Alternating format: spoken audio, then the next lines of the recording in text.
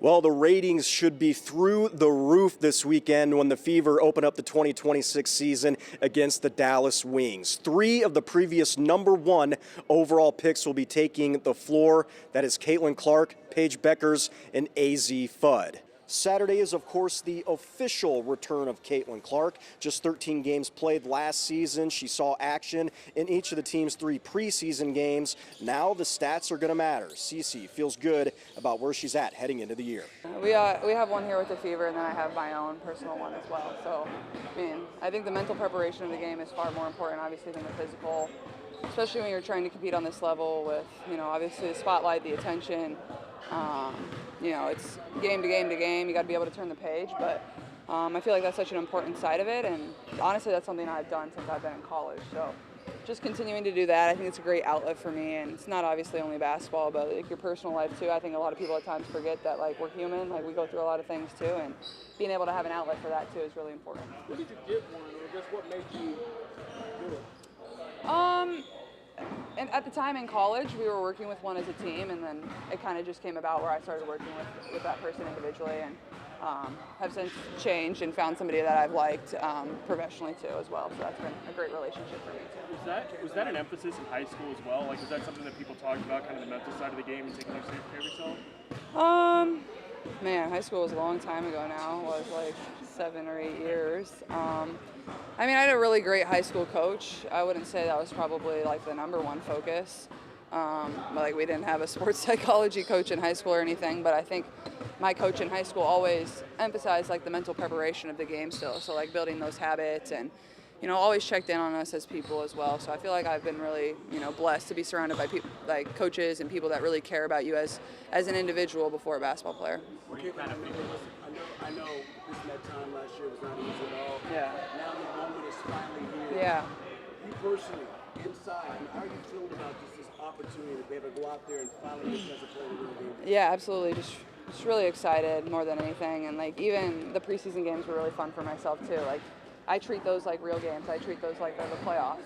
And so just doing, the same preparation as I would for, game 1 that I'm going to do for game 29 that I'm going to do for the playoffs too. So I treat it all the same. And, I was talking about this with somebody the other day, but opening day can feel so big and so daunting, and it means so much, and it does, don't get me wrong, but you can't blow it out of proportion. You want to prepare the exact same way, and it's kind of funny, I was kind of laughing. By the time you get to game 40, we're probably all going to look back and not even remember who we played on opening night. So I think you just take it game by game. That's how you approach things. Obviously, this one is just as important as the next, but you remain focused on the one right in front of you. How do you feel about the last 10 days of practice, getting you all prepared for the start of the season, where you guys might be at entering this point? Yeah, I feel great. Yesterday was hard, which I think was really good for us. Obviously, we have a lot of areas to improve, especially during the Dallas game. You certainly saw that. Defensively, I think has been our focus the last day. I think it will be today's too. Then have an off day Wednesday, and then more of the mental preparation, scout focus Thursday, Friday. But yeah, I think practice has been really good. Energy level has been great, so I can't complain about that. You talk about team basketball, but for you personally, what do you hope to bring to the table for this team this year, knowing how close you guys were last year? Yeah, I think just more than anything, leadership and experience. This is my 3rd year, and even though I wasn't out on the court last year a lot, you still learn on the sidelines. So I think that being somebody my teammates can really rely on, being a great communicator. Steph's always coaching me on that area. I want to be able to communicate with my team on the court exactly what she wants and what I think is best for the team. So just continuing to do that. I feel like I've done a good job of that, but once we get in the heat of battle, sometimes that can get hard, so continuing to do that. Can you talked about this before, but how have you learned to give yourself grace as you continue to navigate this life that you're living when you know that everything you do is going to be scrutinized to the nth degree? Yeah, it's definitely easier said than done, and I think people forget at the end of the day, I care more than all of you. I want to be the best, and I'm always analyzing my play. I'm always trying to find ways to be better, and so I think just that part of it, and I can always say allow myself grace, but you always have that fire and that hunger inside of you to always want to be better, and you're a perfectionist, and then you get irritated when it doesn't go your way. But at the same time, I think that's what the great thing about the W is is game to game to game. Like, you're going to play 3 to 4 games a week, and you always have an opportunity to turn the page and move on to the next one. So just reminding myself of that, and then obviously reminding myself how lucky I am to just be out there and be playing. Let me say you live from the corner. Last one time in these preseason games yesterday, Steph, was that stuff, your off-ball usage that happens? Yeah, your guys' 2 favorite questions: what I wear to practice, and me playing off-ball basketball. I don't want to ask ahead. about specifically that part of the role. I want to ask how you've gotten better about it. You think she's playing with Kelsey and all these years? Yeah, I mean, you don't want to be predictable in what we do. And also, like, a lot of what we did last year when I wasn't playing, like, AB brought the ball up a lot. She initiated a lot of the offense. And, on a lot of the misses, I try to be a great defensive rebounder. I need to improve. That's something I didn't do too hot in the preseason games. But, like, I want to get it, I want to go, and I want to play. But, dead balls, things like that, like, it's difficult bringing the ball up 94 feet, but if my teammate is standing there not being guarded, why wouldn't I just pass them the ball? That's just an unselfish play to make. And then, when we get into things in the half court, I think, like, being a great screener, like, that's an area that I can really, really, really improve in. I haven't always been a good screener. So just trying to do that a little bit better. And, obviously the last game, it was fun to play with AB and like, do some inverted action where I'm setting some stuff for her. Like, that's really difficult to guard. Like, what do you do in that scenario? Like, do you both go to AB? Like, do you stab? Do you switch? Like, that presents a mismatch problem for them. So just being creative and experimenting, like, you don't want to come into a game, and especially when we get into the playoffs and late in the season, they're going to know what we want to do. Like, you've got to get creative and make it difficult. We can't do the same thing every single time down the floor. So I think that's the beautiful, beautiful thing about basketball. Like, I always say I'm not a creative person, but I think I'm creative on the basketball court. So just trying to do that the best I can.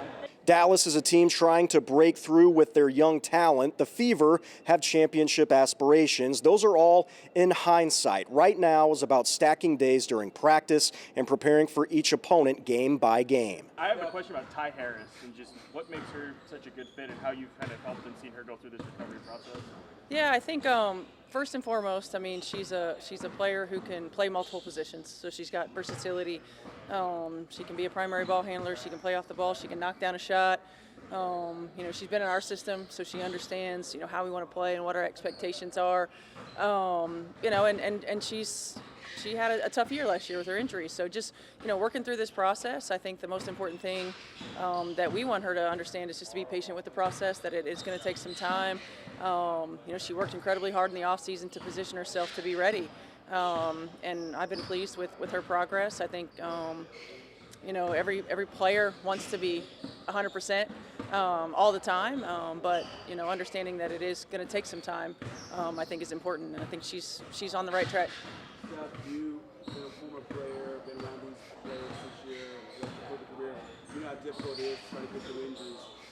What's your level of excitement for Caitlin, knowing that she's back and all starts this weekend for her? Yeah, I mean, I'm excited for her. She's put in a lot of work to prepare herself. I mean, not just the work that you do in the gym, right? It's in the weight room. It's conditioning. It's movement patterns. It's nutrition. It's sleep. It's all of those things. And as young players, you're able to get by with only doing some of those things. And I think as you start to get older and you start to go through the ebbs and flows of what a career is like, and injury, and all the other things, that you really understand the value of all of it collectively. And I think she made it all a priority in the off season.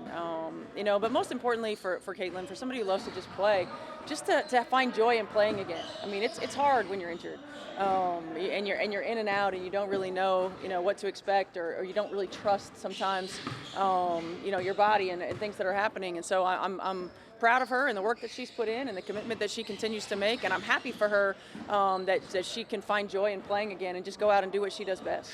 Steph, from a coaching standpoint, how have you grown when it comes to rest and recovery? I mean, you went from 36 games to 40 to 44, and players are moving, doing a lot of things a lot differently than, I guess, 10, 20 years ago. Yeah, I mean, I think, every year we seem to have more information. The scientific aspect of catching up with everything, understanding how to to change practices. When you can go hard, when you can go longer, when you have to shorten it. Listening to the training staff, listening to the players, and using our experience. I mean, if it's been a tough travel day for whatever reason, and we're scheduled to practice, sometimes we got to make adjustments. So I think flexibility and understanding that we're all learning what it means to continue to play more games in the same time frame. I think that's a big adjustment in itself. And then just like everything else, it's the consistency of helping our players understand what it takes in those months that we're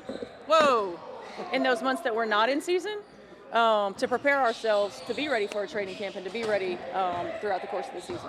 I asked you last week about the traits that will matter as you guys make your final cuts. I'm curious what you think of the addition of the developmental contract and how that will fit into the decisions you guys make as well. Yeah, those are probably questions for Amber in terms of what that looks like. But I think the developmental contracts are important because we continue to expand in our league and making sure that we have players that are ready. Number one, but number two, the opportunity, through the development contracts that if we have situations like we had last year, that we can call players up and we can have them ready to go, and they've been in the system, and we're not starting from square one, and we're not reteaching, or we're not scaling back at certain times of the year, and players have an opportunity to grow and to get better, in live play, and I think that's important too. It's one thing when you're doing it on your own and it's all skill development, but there's another aspect of basketball IQ and how the game is played, and understanding how to read as opposed to just run plays, understanding the strength and conditioning, understanding the nutrition, understanding all the nuanced aspects of what it means to be a professional athlete. With Mo's ankle injury, did she get an MRI or any scans, or do you anticipate her practicing today? I don't think there were any scans that happened today, but I'm not going to throw her out there today. I think give her another day to really see how she is. She'll get player development work. She'll get work on the just getting shots up and in the weight room and in the training room. But we've got a full week. She feels a lot better today from when I talked to her today. I'm not going to throw her out there today. Any updates on Justine Bissett and how she's doing? Justine's still working a lot in the weight room and with our player development and working on sort of a return to the live action in the court. You look at Saturday. Does it help that you played Dallas already in that preseason game to kind of get that base foundation of what you need to do to prepare? Yeah, I think it certainly helps when you've seen a team, when you've seen personnel. They've got some players that a lot of our players are familiar with, and they've got some new ones as well. So I think it helps that you see them in live action. Certainly, they have players who weren't available, who are going to be available on Saturday. And more than anything, I think just our ability to continue to get better, like see different ways that teams are going to attack us. We are a team that likes to attack matchups, and we're also a team that will get attacked in certain matchups. And so, what kind of adjustments we can make. Stephanie, talking to Sophie and Ty yesterday, was saying that they use sports psychology coaches before. Yep. Have you seen that become more prominent? And Sophie was saying it's good to have those conversations, kind of make that more of like a normal thing for athletes. Yeah, I think it's just like anything, right? It's just like life. When we know better, we do better, right? And having resources that are available, having opportunities to step outside, maybe our comfort zone, or step outside of what we consider societal norms, and hopefully make it a societal norm. I think that sport is always on the forefront of change, and understanding the impact of sports psychology, regular psychologists, therapists, all of that. It's important. Like, look, what these women do every day is hard. What they challenge themselves and push themselves to do physically, mentally, and emotionally is hard. The world that we live in right now is tough, right? Like all of these things, and so making sure that they understand that the holistic person, the holistic player, and what you do to put yourself in a position to be successful encompasses it all. It's not the old school, like, look, you leave everything outside the lines. Like, that's not realistic. And so for us, being able to provide resources that help the whole aspect of our players is important. Do you use that as a coach at all? Yes. When it comes to Yes. Yes, and what's been your experience, or what compelled you to seek it out? Life. Life. Therapists, sports psychologists, just all the resources. When I was a player, these things weren't available. We didn't really know about it. It was like we were just starting in the nutrition aspect of things, right? Like, shoot, it's come a long way, and I think our willingness to understand and encompass, all of those things is also important. So yes, I've used all of them. Is that something that you talk about with players, kind of actively encourage them to seek out that help? Or in, even like Ty's case, I think she talked about talking with the team sports psychologist for our company. Yeah, I mean, we make them available to our players. I think that, we're pretty transparent as as our coaching staff in all of the things that we've been through in struggles like injury and life and ups and downs of everything. I mean, look, we talk about keeping the main thing. Look, it's faith, family, and basketball. Kind of in that order, and to be able to help our players, number one, recognize that we don't just talk about it, like we live it. Number two, the lessons that we've learned, when we have had the opportunity to utilize all the services available and is important. And then to empower them to find their own journey. I mean, not everybody does, which is fine. And those that would like to, we want to make sure that we put them in position to have those resources available. So excited. I mean, I think we're all just counting down the days. I know we have an off day tomorrow, so I think when we come back on Thursday, it's just there's going to be that buzz that there's a game right around the corner. So we're excited. We're getting ready for it. We already played Dallas once this year already, so another chance then will be great. The excitement, though, what is it about this team that gets you, fired up for what you guys can possibly do this year? I mean, we have a healthy group right now. So I think last year, there was so much excitement around who we had, the new pieces we had, and we are only building on that this year. So to have, everyone back is really exciting. I think that's what gets us getting, that much more amped, is because we have a really great group that we're excited about. How's the hamstring, and do you anticipate playing Saturday? Yep. We'll see how much I get to play, but definitely feel good, feel ready to be back. Is it just tightness, or can you describe it as just the nature? Yeah, just tightness. Yep. Lexi, did it feel of unfinished business at all, or are you more excited just from the standpoint of we can see the real potential of this group? I think we've always said we're chasing a championship. Falling short last year, I think that gives us extra motivation to really attack that this year. And with the group we have, I think everyone's mindset is a championship. That's either a championship or it's not successful for us as a season. So we're excited about that. Everyone has the same mindset heading into the season, and we'll just continue to build. Is there a difference in maybe preparation, as in when you have training camp, it's more getting used to the system, but now that it's preparing for a game, is there differences in how you guys approach practices there? Yeah, I think the first couple weeks, especially for rookies and new players who are learning the system, it's learning the fundamentals, learning what actions we like, learning the offense that we want to see, and then defensively being able to read off of each other and know the concepts that are important to us, what we are willing to give away and what we're not willing to. So that first couple weeks is definitely a lot of learning. Now we're preparing a lot more scout specific. So moving forward, it'll be a lot more of that, scout specific actions that'll work in this game versus overall as a system. Not being able to play in these preseason games, I feel like you got as much as you could out of Cape and preseason without. Yeah, it's just making sure my body's ready. Preseason games are important. I think that sets a foundation for us, build chemistry together. But at the end of the day, we want to be ready for the real ones. So that was the main focus.